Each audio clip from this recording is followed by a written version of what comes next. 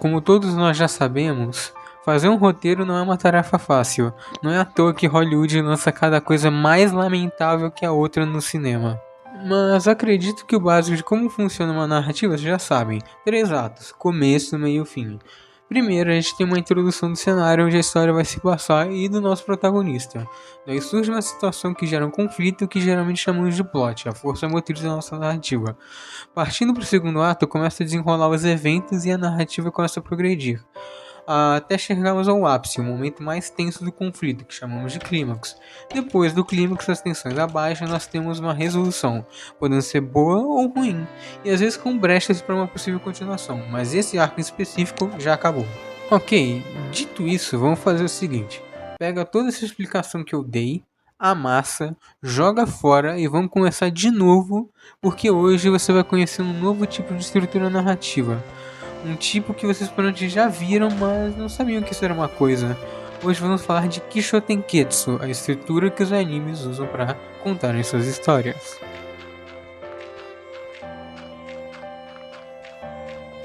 Mas antes, dá o seu like no vídeo, se inscreva e assista até o final para o canal ir para frente. O salto que o último vídeo deu foi algo surreal e eu fiquei muito feliz com isso. Obrigado. Diferente do que estamos acostumados, o Kishotenketsu é um tipo de narrativa de 4 atos, conceito esse que surgiu na poesia chinesa, que depois se espalhou para a Coreia e por fim Japão. E bem, como ele exatamente funciona é literalmente a tradução do nome dele. Ki, introdução. Sho, desenvolvimento. Ten, reviravolta. Ketsu, reconciliação. Mas o maior diferencial do Kishotenketsu em relação à estrutura dos 3 atos é o incrível fato de que simplesmente não há nenhuma situação de conflito. E, consequentemente, não há plot. Mas como uma narrativa sem um plot funcionaria se o plot é a força motriz da narrativa? Bem, a gente pode dar uma olhada lá nas raízes com os antigos e belos poemas que eu já havia citado antes. Poemas que não estão tão belos por causa da minha tradução mal feita de Google Tradutor, da versão que já é traduzido para o inglês. Como esse poema coreano de Jong Ji-sung, meu xará aliás, onde Kishotenketsu é chamado de Ji-song-jong-gil. Espero que tenha falado certo essa palavra. Grama verde multicolorida nas margens de um longo rio. Ele está cantando uma música triste em Nampo, quando a água de Daidong seca. Todos os anos, lágrimas de despedida aumentam as ondas azuis. Com esse poema chamado Hwangjo, escrito pelo rei Yuri de Goryeo. Pássaros amarelos esvoaçantes. Homem e mulher dependem um do outro. Eu solitário. Quem irá para casa comigo? Ou esse poema japonês escrito por Sanyo Hai. Filha de Itoya, no romance de Osaka. A filha mais velha tem 16 anos e a mais nova tem 14. Ao longo da história, os daimyo mataram o inimigo com arcos e flechas.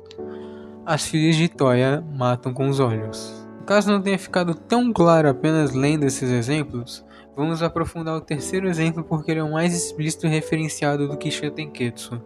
Tanto que encontrei 2 adaptações em quadrinhos na internet, uma no Tumblr e outra no site The Duck Webcomics. No primeiro ato, nós temos a introdução do cenário e dos personagens. No segundo, nós temos o desenvolvimento dos personagens. No terceiro, nós temos um fator surpresa adjacente à história. E por último, nós temos o encontro dos dois e a resolução da história. Outro exemplo interessante são de 2 histórias paralelas muito semelhantes que eu retirei do site Still Eating Oranges, que giram em torno de uma menina e uma máquina de refrigerante. Só que uma delas é escrita em 3 atos e a outra em Kishotenketsu. A primeira a gente tem uma história com um começo, meio, fim e um conflito. A menina vai comprar um refrigerante, aperta o botão, mas o refrigerante não cai. Percebendo o defeito, ela tenta apertar de novo. Daí sim o refrigerante cai e ela consegue pegar. A gente tem a introdução de um cenário, de uma personagem e o conflito que ocorre durante a narrativa, que é no caso a máquina importunando a vida dela. A segunda, a gente tem uma introdução, um desenvolvimento, uma reviravolta e uma reconciliação. A menina vai comprar um refrigerante, aperta o botão, mas dessa vez nada de errado acontece. O refrigerante cai normalmente e ela pega. A cena corta para um homem desconhecido sentado num banco sozinho. Até que a menina que havia comprado o refrigerante chega na cena e dá o refrigerante para este homem. A gente não tem nenhum tipo de conflito, tudo acontece perfeitamente nos conformes, mas no meio da história a gente tem uma inserção de elemento surpresa. Um novo personagem completamente adjacente, mas no final os dois elementos se entrelaçam trazendo a resolução da história, com a informação que o refrigerante que a menina comprou na máquina era para este homem. Vocês perguntam, tá, e o que isso tem a ver com anime? E eu respondo, meu amigo, isso tem tudo a ver com anime. Um exemplo muito fácil de se explicar é o filme Serviço de Entregas da Kiki. Filme que, se você ainda não assistiu, ele tá na Netflix. Em suma, a história começa com uma bruxinha de 13 anos chamada Kiki, que mora com sua mãe, que é bruxa, e seu pai, que não chega a ser trouxa, mas também não é um bruxo. Nesse mundo, existe uma tradição que toda bruxa, quando faz 13 anos, tem que se mudar para uma outra cidade sozinha e se virar para ganhar a vida lá por um ano. Lá, ela, junto com seu fiel gatinho preto falante Gigi, passa o processo de aceitação como bruxa, alocação indo atrás de um novo local para morar e adaptação à sua nova vida. Eventualmente, ela descobre que sua habilidade de voar com a sua vassoura é perfeita para transportar encomendas, e depois de uma ajuda que ela deu, ela acaba fazendo um acordo com uma dona de uma padaria que vai lhe dar moradia com tudo que ela precisa e vai ceder espaço para ela fazer suas entregas se ela ajudar com as tarefas da padaria, é claro. Podemos ver que aqui a gente não tem um conflito, a gente tem uma história que faz alusão à fase de amadurecimento, mas a narrativa aqui é bem pacata, é quase um slice of life. Guarde essa informação. Já temos uma introdução com cenários, personagens e o desenvolvimento, agora narrando o dia a dia normal de uma menina que tão nova já tem responsabilidade de adultos. Até que temos a reviravolta da história, quando a Kiki do nada perde seus poderes e quando tenta voar de novo, ela acaba caindo e quebrando sua vassoura. A conclusão da história e todos os outros acontecimentos que eu omiti para fazer esse resumo fica com vocês. Assistam o filme. E se vocês me perguntarem, esse é o único exemplo que você tem? Eu irei responder, mano, o que eu mais tenho é exemplo. Dentro do Ghibli, tem meu amigo Totoro, Memórias de Ontem e da Colina Cocurico. Todos os três têm narrativas bem pacatas. As duas irmãs Satsuki, de 10 anos e meio de 4 anos, se mudam juntas com seu pai para uma cidade do interior enquanto sua mãe está doente e vive no hospital.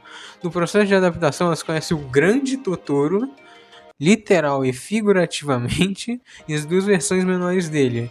No meio da narrativa, um fuzuê acontece que acaba redirecionando a narrativa para algo mais sério. Uma moça de 27 anos chamada Taeko, que ainda não se casou, em 1982, quando se passa o filme, isso ainda era uma coisa, tá? Vai passar suas férias no interior, enquanto ela se lembra da sua infância quando ela tinha 10 anos, em 1966. Mas no meio dessa viagem rola um desentendimento que muda o tom do filme. Em 1963, numa cidade litorânea, acompanhamos Umi, uma estudante comum do ensino médio que se envolve com Shun, que trabalha no jornal da escola na quest de salvar o prédio da sede dos clubes da escola da demolição, porque ele tá caindo aos pedaços. E junto com outro garoto chamado Shiro, eles lideram um grupo para restaurar o local e convencer a direção da escola do contrário. No meio desse trabalho, a gente tem um dos plot twists mais awkward que eu já vi na vida. Eu nem não consigo nem dar uma palhinha do que é, vejam vocês. Outros filmes de anime? Bem, a gente tem dois filmes do Makoto Shinkai, o Jardim das Palavras e Your Name. Não vou falar muito sobre esses, porque apesar de respeitar muito o trabalho dele como cineasta e apreciar demais sua indicação ao Globo de Ouro com Suzumi, ele simplesmente até hoje não consegue manter o texto sólido no momento que ele sai muito da caixinha. Aí Your Name, por exemplo, é cheio de plot hole, mas isso fica para outro dia. E animes no geral também? Sim, repara que todos que eu citei até agora se passam num cenário mundano com situações bem do dia a dia e a maior parte deles tem ambientação escolar.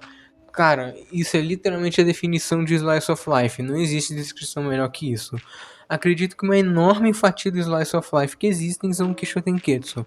Mas obviamente não são todos. A gente tem um ambiente definido, a gente tem um personagem definido, vivendo suas vidas normalmente, até que no meio do episódio, do nada acontece alguma maluquice.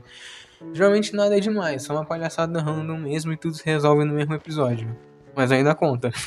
E a gente vai com anime sempre retratando o dia a dia normal, mas a gente tem uma variedade muito grande desses dia a dias. Temos apenas vidas escolares com suas doses diárias de momentos absurdos, uma mudinha, uma cosplayer, uma menina energética metendo um cara tão animado quanto eu no meio de um mistério da escola, um jogador de shogi, um garoto de 5 anos morando sozinho, um acampamento de férias, um grupo de J-pop, uma banda de J-rock e uma moça que tem que tomar conta de várias dragoas. Desculpa, esse último eu não sei descrever direito.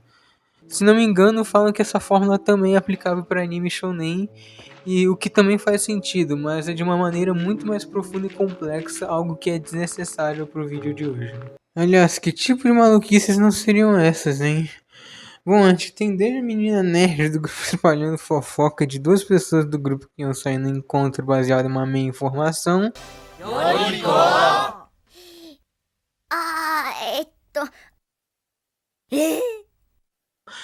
Até mesmo um gato voador falando inglês invadindo a sala de aula.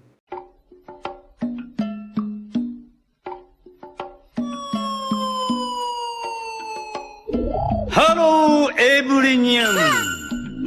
How are you? Fine, thank you. Não me perguntem, eu também não sei. Então é isso, esse vídeo teve uma direção meio torta da minha parte, porque é um conteúdo que eu li, achei interessante e comecei a fazer um vídeo sobre, até perceber a complexidade do assunto e que eu não fazia a menor ideia onde é que eu queria chegar. Até eu descobri como tem animes do Estúdio Ghibli, que são os que eu mais amo e mais entendo, que seguem essa fórmula e são referência nisso, e que aparentemente o novo filme O Menino e a Garça também vai seguir essa fórmula de narrativa, como algumas pessoas comentaram no Twitter, visto que o filme tem um ritmo diferente dos outros e chega a ser considerado um filme de fato surrealista. Filme esse que vai ter vídeo, tá? Vai ter vídeo o mais cedo possível e muito provavelmente vai ter uns 2 no mínimo. Obrigado por assistir o vídeo até aqui. Novamente eu peço que você dê o like, se inscreva e compartilhe com os amigos para o canal poder crescer e aí sim construir uma comunidade mais acolhedora e não tóxica. Me siga no Twitter que eu fico quase o dia todo. Siga o Twitter do canal também que eu faço algumas postagens sobre o canal.